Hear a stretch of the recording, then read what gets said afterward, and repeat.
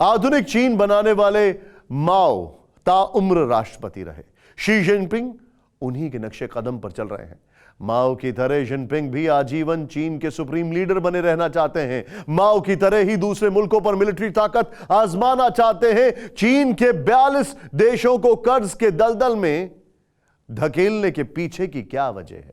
8 मुल्क तो ड्रैगन के कर्ज के दलदल में गले तक धंस चुके हैं। कर्ज देकर जमीन हड़पना, फिर उस मुल्क में तख्ता पलटकर अघोषित राज करना, यही चीन की डेट ट्रैप पॉलिसी है।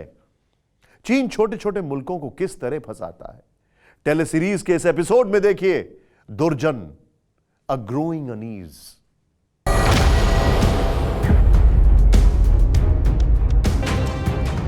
1 फरवरी 2021, Demoso township, Kayah, Myanmar. बस एक कॉल कर सकती है आपको कंगाल। खाली हो सकता है बैंक खाता। कैसे?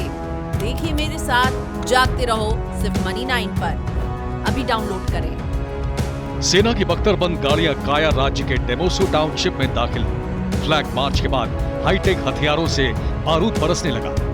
गोलीबारी में 2 लोगों की मौत हो गई, कई नागरिक घायल हो गए। म्यांमार सेना ने फौजी हुकूमत का विरोध कर रहे विद्रोहियों के खिलाफ ऑपरेशन को अंजाम दिया था, लेकिन सैन्य टुकड़ी को अंदाजा नहीं था कि बहुत जल्द पलटवार होगा। पलटवार भी ऐसा जिससे तहलका मच जाएगा। काया में म्यांमार सेना का काफिला लोईकाव डेमोसो हाईवे से गुजरा तो जोरदार भिड़ंत हो गई। हाईवे पर घात लगाकर बैठे बर्मा की पीपुल्स डिफेंस फोर्स ने सेना पर जवाबी हमला बोला।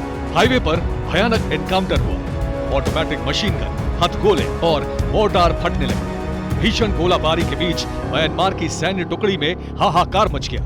देखते ही देखते बर्मा सैनिकों की लाशें बिछने लगी।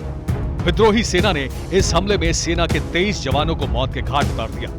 म्यांमार के सैन्य तानाशाह जनरल मिन ओंग हैंग को चुनौती देने वाले विद्रोहियों ने इंतकाम की दूसरी किश्त शान काया राज्य की सीमा पर मो बाय में अदा की, जहां लंबे समय तक चली गोलीबारी के बाद विद्रोहियों ने मो बाय के पुलिस स्टेशन को कब्जे में ले लिया। म्यांमार कांतारवड़ी टाइम्स के मुताबिक खूनी झड़प में म्यांमार सेना के कम से कम 15 सैनिक मारे गए और 4 को विद्रोहियों ने पकड़ लिया।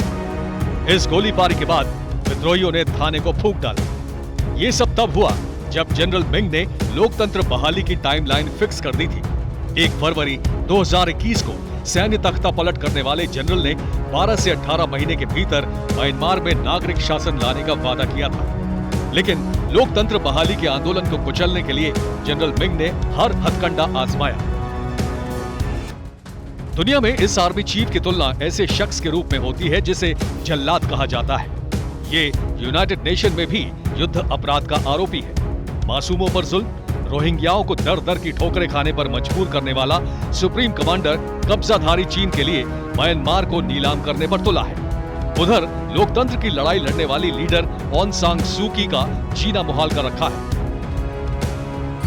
ऑंग सान सू की को म्यांमार की सैन्य अदालत ने 4 साल जेल की सजा सुनाई, जिसे बाद में बढ़ाकर 6 साल किया गया। 27 अप्रैल को सू को $6 लाख रिश्वत लेने का दोषी बताया गया। ऑंग सान पर कुल 11 मुकदमे लाद दिए गए हैं, जिसमें उन्हें 15 साल तक जेल में रहना पड़ सकता है। ये चीन की चाल थी। म्यांमार संकट का हल ड्रैगन ने होने नहीं दिया। म्यांमार की तर्ज पर 7 देशों को तबाह करने में चीन जल्द कामयाब हो सकता है। इनके नाम भी जान लीजिए। जिबूती ने जीडीपी के 80% से ज्यादा विदेशी कर्ज ले रखा है। इसमें चीन सबसे ज्यादा कर्जदाता है। चीन ने मालदीव में $830 करोड़ का निवेश कर रखा है। लाओस में चीन का $6.7 अरब का निवेश है। मंगोलिया को चीन ने $1 अरब से ज्यादा कर्ज दे रखा है। मॉन्टेनीग्रो, तजाकिस्तान, किर्गिस्तान भी ड्रैगन की डेट ट्रैप में फंसे हुए हैं। जो हश्र श्रीलंका का हुआ, म्यांमार का हुआ, वही इन मुल्कों का होगा अगर वक्त रहते इन्होंने चीन के चंगुल से निकलने का रास्ता नहीं निकाला। क्या आपने भी खरीद लिया है गलत शेयर? हो गया है भारी नुकसान? देखिए मेरे साथ 80, 90, पूरे 100 सिर्फ मनी 9 पर। अभी डाउनलोड करें।